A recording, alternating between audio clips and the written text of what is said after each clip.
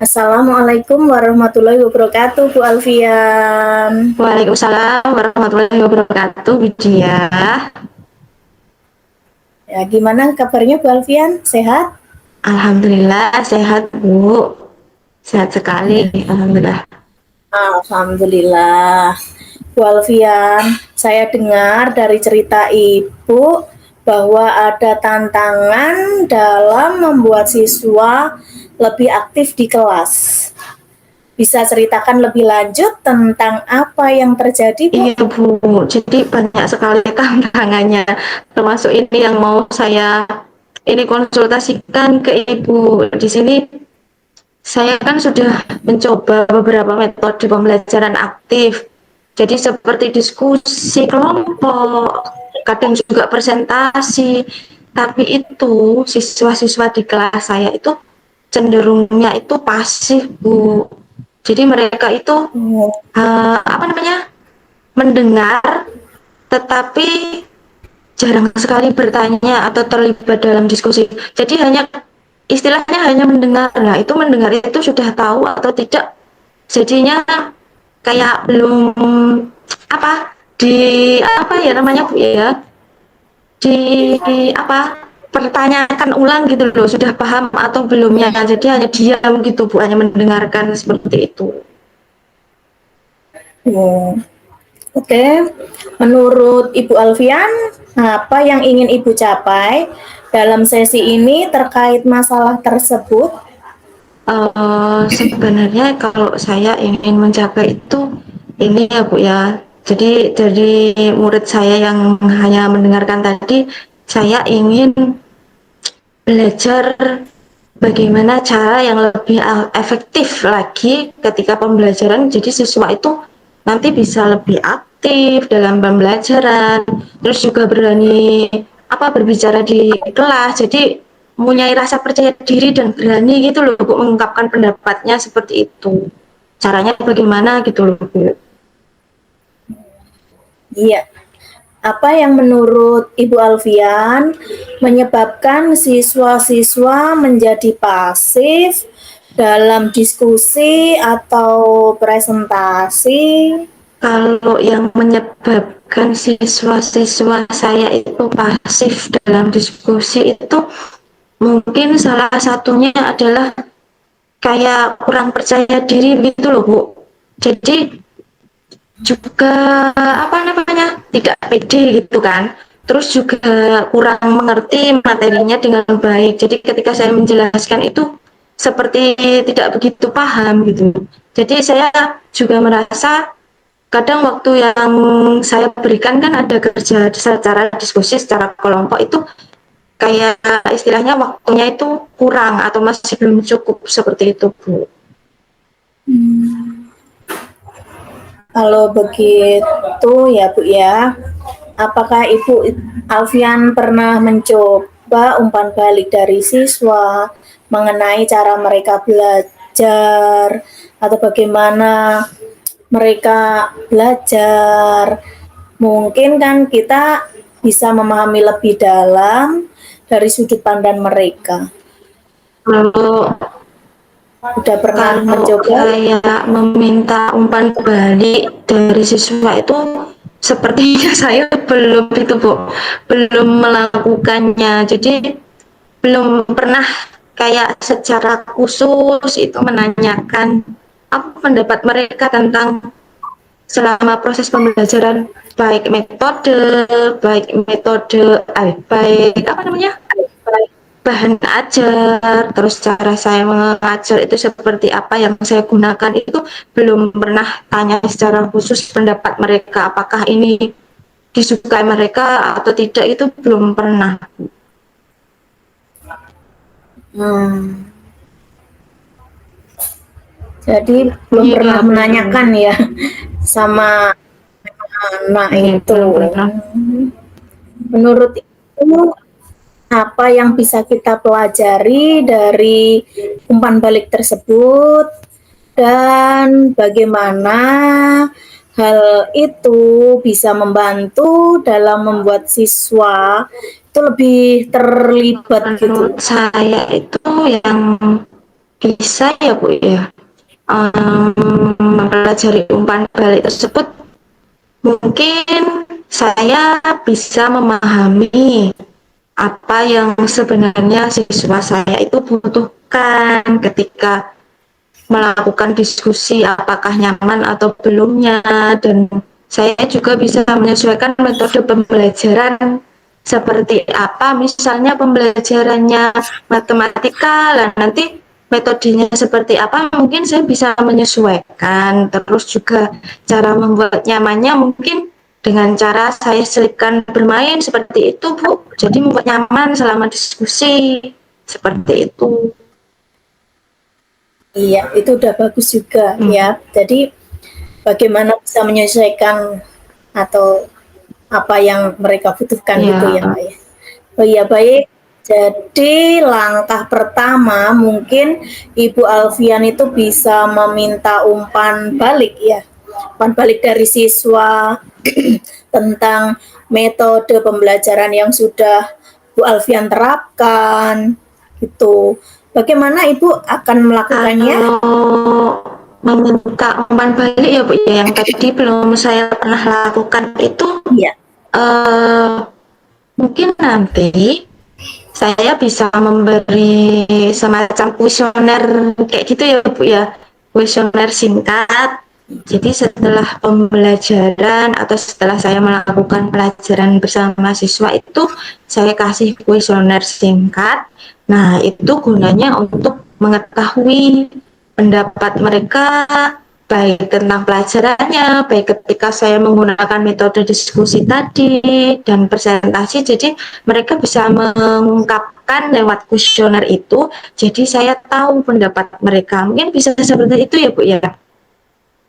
Iya, Bu Alfian itu udah langkah yang bagus. Jadi Bu Alfian mau memberikan kuesioner singkat setelah pelajaran untuk mengetahui pendapat mereka tentang kegiatan diskusi atau presentasi itu sungguh ide cemerlang Bu Alfian.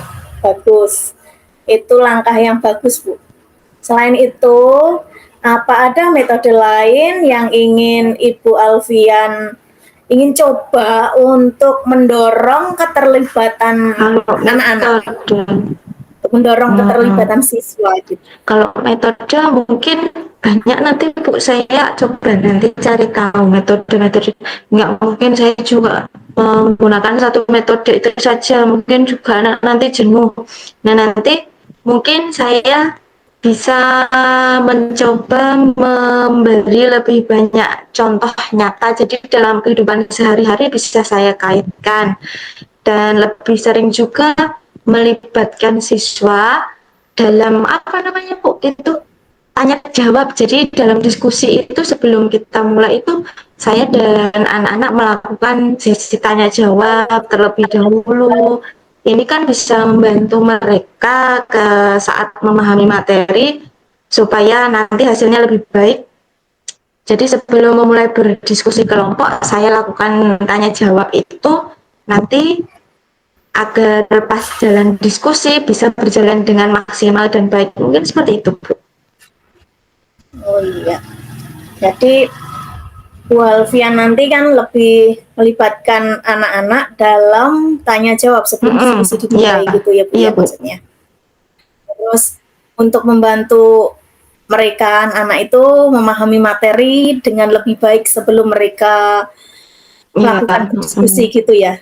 Iya, sangat iya, baik gitu. Sangat baik. Jadi kita punya dua iya, langkah ya Bu ya. Langkah yang pertama itu mendapatkan umpan balik dari anak-anak, terus yang kedua mencoba pendekatan yang lebih interaktif di awal iya kelas. Bu. Itu ya Bu ya.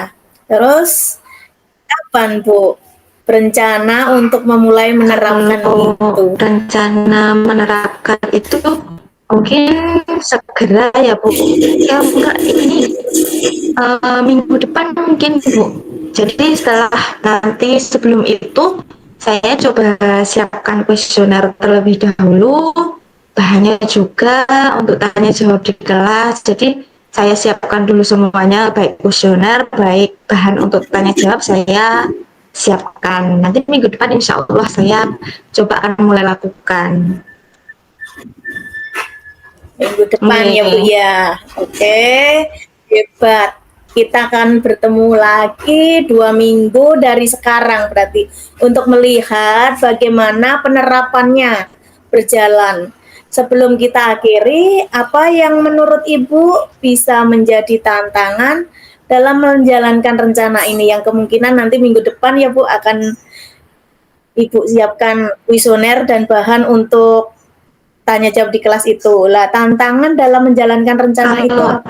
tantangan untuk rencana tadi ya saya itu mungkin kalau waktunya terbatas ya, karena waktunya kan sedikit ya Bu ya, jadi kadang juga siswanya malu untuk memberikan umpan balik secara jujur. Jadi ketika apa namanya saya minta anak-anak coba nanti diisi kuesioner atau disuruh tanya gitu ya, pasti anak-anak diem gitu, malu. Kadang kan seperti itu, Bu. Memang ya banyak anak-anak yang sekarang itu kalau gimana disuruh menjalankan yang apa tentang hal yang baik atau itu kadang memang membuat anak itu kayak Iya, masih malu-malu atau benar, gimana. Bu. Ya, mungkin kalau waktunya terlalu terbatas ya Bu ya. Kalau siswa masih malu untuk memberikan umpan balik Iya, yang jujur itu ya. Jadi merupakan tantangan oke, oke, tersendiri Bu. buat Bu Alfian. Bagaimana Ibu akan mengatasi jika tantangan tersebut terjadi? Jadi misalnya siswa tadi kan masih malu untuk memberikan umpan balik yang jujur gitu. Untuk mengatasi hal tersebut Kalau bagaimana Ibu saya Alfian? mungkin nanti ya Bu ya rencananya kalau masih kuesioner seperti itu ya umpan balik itu mungkin meminta anak mengisi kuesioner itu dalam bentuk anonim, jadi seperti tidak ada, jadi tidak dituliskan identitasnya gitu loh Bu. Jadi ketika diungkapkan nanti di depan itu anak-anak tidak merasa malu, oh itu punyaku ternyata gitu, jadi anak-anak yang lain tidak tahu, jadi secara anonim gitu. Terus juga mungkin nanti lebih fleksibel dalam mengatur waktu kegiatan kelas, jadi waktunya bisa disesuaikan mungkin sesuai kebutuhan seperti itu. Iya, bagus banget Bu. Jadi Bu Alfian udah punya rencana untuk mengatasi masalah Oke. tersebut ya Bu ya. Saya yakin Ibu Alfian itu akan Amin. bisa mengelolanya dengan baik. Terima kasih atas komitmen Bu Alfian dan saya tidak sabar mendengar hasilnya nanti. Ya, terima kasih ya Bu ya. Tadi sudah ada Ya, sesi konsultasi ini, jadi saya lebih apa namanya ada pandangan gitu Bu. Ya, iya, terima kasih. sama-sama. Saya kira cukup sekian ya. Yeah. Assalamualaikum warahmatullahi wabarakatuh Bu Alfian. Waalaikumsalam Sampai warahmatullahi jumpa wabarakatuh. lagi 2 minggu ke depan ya Ya, Bu ya. Saya tunggu kabar baik dari yeah. Ibu. Siap Bu, terima kasih. Sama-sama. Iya. Assalamualaikum warahmatullahi wabarakatuh. Selamat pagi menjelang siang Bu. Bagaimana kabarnya? Selamat siang juga Bu Alfian. Alhamdulillah sehat Bu. Ketemu lagi ya Bu ya. Meskipun 2 kali ini lewat Google Meet, nggak apa-apa kan Bu? Semoga tidak mengurangi keakraban kita ya Bu Alfian ya. Kita nggak punya waktu banyak untuk ngobrol-ngobrol mungkin Bu. Ini saya mau tanya Bu. Yeah. Tanya apa? Tanya apa Bu? Ya. Gini loh Bu, terkait dengan permintaan Bu Alfian agar saya menjadi pemateri itu loh Yeah. Bu. di acara sosialisasi perilaku hidup bersih dan sehat. Saya agak galau ya Bu, karena saya kan nggak bisa Kok Bu. tidak bisa? Kalau kenapa Bu? Pasti bisa kan? Tidak mungkin. Masa Ibu nggak bisa? Pasti bisa Bu. Coba kenapa kok Ibu tidak bisa? Bu, jangan saya gitu loh, saya nggak bisa Bu. Saya kurang percaya diri Bu, masih belum pede gitu loh. Kok belum pede? Kok bisa gitu loh Bu? Mengapa? Kok tidak percaya diri? Ini Bu bisa konsultasi ke saya kan pasti percaya diri. Kenapa? Kenapa tidak percaya diri Bu? Itu ya Bu ya. Kan dulu saya pernah ya Bu, jadi pembawa acara. Lah, menjadi pembawa acara saja itu pun tidak Hmm? maksimal. Jadi seperti ada beban. Ya. Makanya kali ini saya nggak mau lagi karena saya takut tuh Bu bisa mengisi acara tersebut apalagi sebagai Iya. pemateri. Ini Ibu, jangan dijadikan beban dulu. Kalau Ibu sugestinya jadikan beban dulu nanti malah berat. Tuh. Nah gini Bu, coba kita obrolin dulu ya masalah ini. Jadi apa yang membuat Iya, Ibu tadi kurang percaya diri, terus apa yang Ibu, apa tadi Ibu tadi jadi galau karena kurang percaya diri itu. Sekarang saya tanya, eh coba Ibu jelaskan kira-kira itu apa saja kekuatan dalam diri Ibu. Coba, saya pengen dengar kekuatan yang dalam diri Ibu itu kira-kira apa saja gitu. kekuatan dalam diri saya. Bentar ya Bu ya. Hmm. Saya itu orangnya kurang percaya diri, tapi kekuatan ya mungkin karena saya fasih kali Bu dalam berbicara dan berkomunikasi. Nah itu udah bisa, itu suatu kelebihan Bu. Pasti berbicara. Kan setiap orang itu banyak yang susah. Apa namanya? Public speakingnya itu kadang susah, kagok gitu. Ini Bu sudah pasti berbicara, berkomunikasi yang baik itu udah. Terus mungkin ada kelebihan lain Bu. Coba kelebihan lainnya dari Ibu. Iya Bu, saya bisa fasih Hmm. dalam berkomunikasi. Terus ya apa ya? Hmm, oh ya, saya juga bisa Bu merancang materi yang bersifat informatif gitu loh. Jadi yang berkaitan dengan informasi-informasi gitu, itu nanti saya rancang menjadi sebuah materi. Jadi bisa merancang materi yang bersifat informatif. Karena kebetulan saya dulu selama kuliah itu Bu, hampir setiap ada tugas sering melakukan presentasi. Nah, itu malah sering melakukan presentasi selama kuliah. Itu sudah modal, Bu. Jadi dulu kan sudah percaya diri di hadapan teman-temannya melakukan presentasi. Kuliahnya dulu apa namanya? Kayak istilahnya kalau kuliah benar tidak Bu? Setiap hari itu hampir setiap hari ya. Bukan setiap hari, hampir setiap hari itu melakukan presentasi gitu. Nah, Iya, jadi itu sebenarnya setiap ada tugas kelompok gitu, iya. yang presentasi Oke. mesti saya gitu. Terus juga kadang kita mengamati kan presentasi teman kita, itu. Jadi sebenarnya ibu itu punya kekuatan dalam diri yang mungkin nanti kita atau ibu itu perlu mengasahnya. Jadi untuk juga membangun rasa percaya diri sehingga nanti tidak perlu ragu atau kurang percaya diri dan mungkin jadi putus asa malah nanti. Nah, jadi kan dulu sudah terbiasa pas kuliah melakukan presentasi, sekarang ibu kan jadi guru, digugulan, ditiru. Ya, Nanti kan anak-anak ketika ibu kasih sosialisasi, mendengarkan, oh ibu dia itu ternyata percaya diri ya, mungkin bisa pandangan siswanya seperti itu juga. Jadi sebagai contoh juga. Sekarang saya tanya lagi nih sama ibu, kira-kira iya Bu, tanya apa? hal-hal penting apa yang bisa digunakan sebagai syarat saat menjadi pemateri atau presenter, Bu? Kalau dulu kan Ibu sudah pernah mempraktikkan, sering malah. Nah, kira-kira syaratnya apa Bu menjadi pemateri itu? Memang ya Bu ya, saya pernah jadi pemateri juga.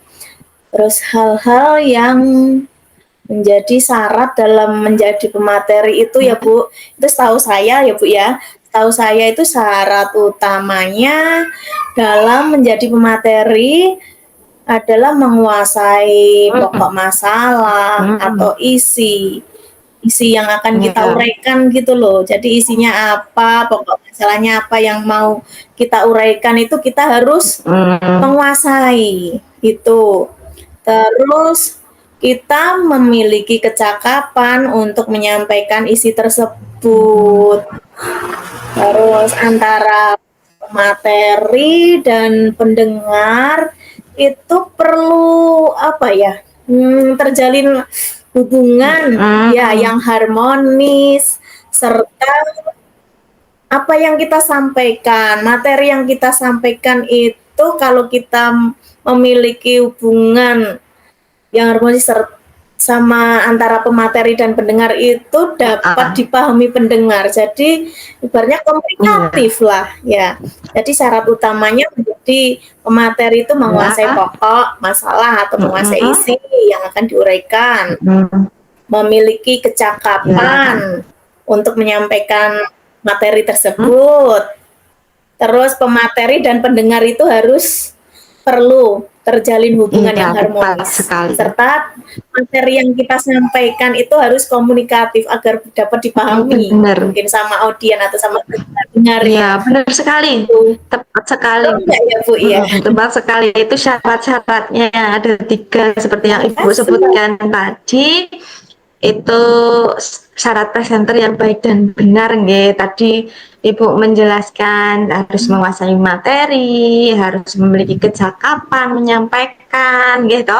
Terus juga ada menjalin hubungan ketika Ibu jadi pemateri dan sebagai pendengar terjadi hubungan yang harmonis. Nah, sekarang saya tanya, dari syarat yang Ibu sebutkan tadi, menurut Ibu kira-kira bagian mana dari syarat itu yang belum jenengan kuasai? Coba dari ketiga tadi. Dari ketiga tadi ya, bentar Bu, perlu mikir ini Bu. Dari ketiga tadi itu kan menguasai pokok, terus memiliki kecakapan, menjalin hubungan harmonis. Dari ketiga syarat tersebut ya Bu ya, menurut saya yang belum saya kuasai itu saya belum memiliki kecakapan dan mengekspresikan saat menyampaikan materi itu Bu. Jadi kan membuat pendengar itu apa yang saya sampaikan itu mungkin tidak memahami isi dari penjelasan saya. Mungkin itu Bu, makanya saya kurang pede hal itu. Membuat saya itu kurang percaya diri dalam menjadi pemateri. Kan pendengar yang saya sampaikan itu materinya tidak jelas mungkin sama pendengar. Jadi tadi ya, jadi kecakapan sama ekspresi ya, ketika menjelaskan itu ekspresinya seperti apa itu masih kurang gitu ya. Masih kurang. Nah, iya, nah kalau begitu coba kira-kira langkah apa nanti yang bisa dilakukan supaya nanti bisa mengembalikan kepercayaan Ibu, kepercayaan diri Ibu apabila dikaitkan dengan syarat menjadi pemateri yang jenengan sebutkan tadi, kan ada 3 tadi. Kira-kira langkah apa nanti yang bisa jenengan lakukan untuk mengembalikan kepercayaan diri itu seperti apa Bu? Kan tadi ya Bu ya, saya kan belum memiliki kecakapan dan mengekspresikan saat penyampaian materi sehingga membuat pendengar itu tidak memahami isi dari penjelasan saya ya Bu ya.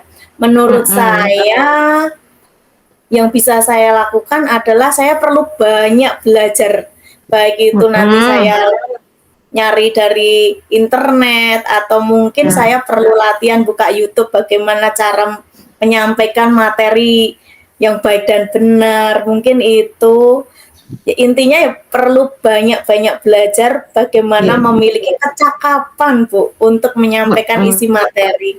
Sehingga pesan yang saya jelaskan dalam penjelasan saya itu tersampaikan ke audien atau pendengar. Dengan begitu, Ya. mungkin saya akan lebih percaya diri ya, Bu ya. Benar. Jadi kita itu adalah pembelajar sepanjang hayat. Benar kan, Bu?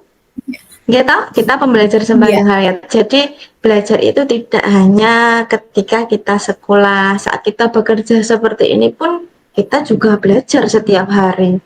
Nah, seperti ini. Jadi kembalikan kepercayaan diri Ibu dengan lebih banyak belajar lagi bagaimana menjadi presenter, bagaimana menjadi pemateri yang baik. Kan itu seperti tadi yang Ibu bilang ya, bisa cari referensi contoh seperti di YouTube tuh banyak sekali. Ibu bisa belajar dari situ bagaimana membangkitkan lagi rasa percaya diri yang awalnya mungkin jenengan tadi galau sekali ya. Nanti belajar itu iya, belajar itu di YouTube atau mungkin nanti sama teman-teman yang lain juga bisa latihan dulu sama teman-teman yang lain. Saya yakin sekali nanti jenengan pasti bisa. Karena yang amin. apa? Karena kita punya kekuatan itu kan perlu dieksplor, perlu diasah setiap hari dan cara mengeksplor kekuatan dalam diri ibu itu salah satunya adalah menjadi pemateri ini di sosialisasi perilaku hidup bersih dan sehat ini. Dan saya yakin pasti jenengan bisa. Yang utama ibu nanti Amin. apa namanya sudah bisa mengembalikan rasa kepercayaan diri. Jadi mau mendapat pengalaman baru juga. Ini pertama ini Ya. mungkin untuk latihan dulu. Nanti lama kelamaan terbiasa. Nanti malah ibu nanti jadi memateri terus bisa mungkin Bu. Itu. Wah, malah jadi materi terus. Iya, baik Bu, nanti saya akan coba belajar dan terus Hmm, belajar, berlatih, mungkin latihan di rumah sambil lihat ya. YouTube untuk mengembalikan rasa percaya diri saya ya Bu Iya. ya. Itu kuncinya ya satu ya, Iya, belajar benar-benar. gitu. Baik Bu Alfian, saya siap. Terima kasih Iya, banyak. Saya sama-sama. sekarang udah agak sini longgar Iya. gitu loh, udah agak plong. Ya, baik Bu Alfian, saya siap untuk menjadi pemateri sosialisasi perilaku hidup bersih dan sehat di sekolah ini. Saya yakin Bu, saya Hmm, bisa. Terima kasih banyak Bu Alfian atas dukungannya, atas iya. motivasinya, bisa plong segala sesuatu yang mengganjal di dada saya ini. Saya sampaikan sekarang kuncinya ya cuma satu, belajar, berlatih agar Iya, bisa menjadi percaya oke, diri. nggih, sami-sami Kasih Bu. banyak. Alhamdulillah kalau apa cakapan kita ini memiliki manfaat, nggih, bagi Ibu, bagi saya juga memiliki manfaat. Jadi apa? Mohon maaf kalau ada salah kata dari saya tadi. Bukan saya menggurui, nggih Bu. Kita belajar bersama. Oke, Nanti saya tunggu action presentasinya nanti. Selamat belajar dan tetap semangat, nggih Bu. sama-sama. Iya, Tetap belajar, tetap semangat. iya. Terima kasih. Iya, sama-sama Ibu. Ayo kita kembali lagi. Kayaknya sudah waktunya mengajar Ayo nih. Bu. Nggih. Nggih. Oke, sampai ketemu lagi ya Iya. Bu ya. Assalamualaikum. Waalaikumsalam warahmatullahi wabarakatuh.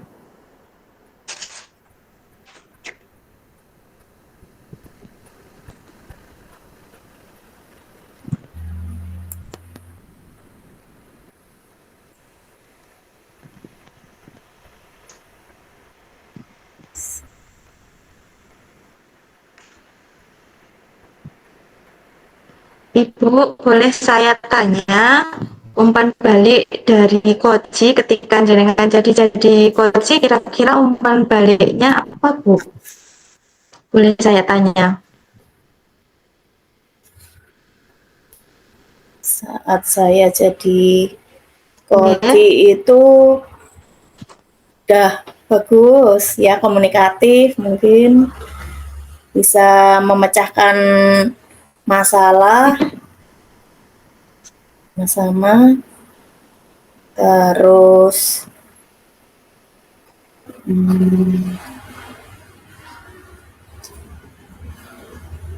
antara coach dan coach itu bisa menemukan solusi yang relevan dengan situasinya. Mungkin itu. Solusi nggih, solusi dari Ya. permasalahan. Makan nggih. Okay. Kalau saya boleh sekali nanti biar kita nulis refleksi dirinya nanti setelah saya kasih umpan balik saya sebagai coaching nggih Bu. Coba saya kasih nggih. Jadi ketika saya tadi di coaching sama Ibu itu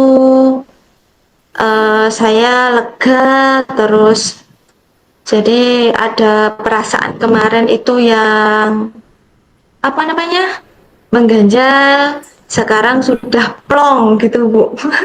Sama. Plong jadi plong terus sudah tersampaikan semua dan ini tadi juga berjalan dengan lancar konsultasi saya sebagai coach terhadap jenengan kepada jenengan juga berjalan lancar dikasih masukan-masukan juga itu terima kasih itu umpan balik dari saya Bu. Saya juga terima kasih ya Yeah. juga atas motivasinya sama Ibu gitu. Jadi dalam refleksi ini ya itu permasalahannya udah menemukan solusi gitu ya. Relevan dengan situasi ini.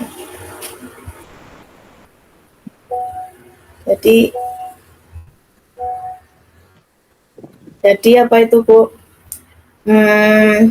Dengan coaching itu manfaatnya membantu meningkatkan kesadaran dan rasa kepemilikan terhadap perubahan yang akan dibuat ya Bu ya.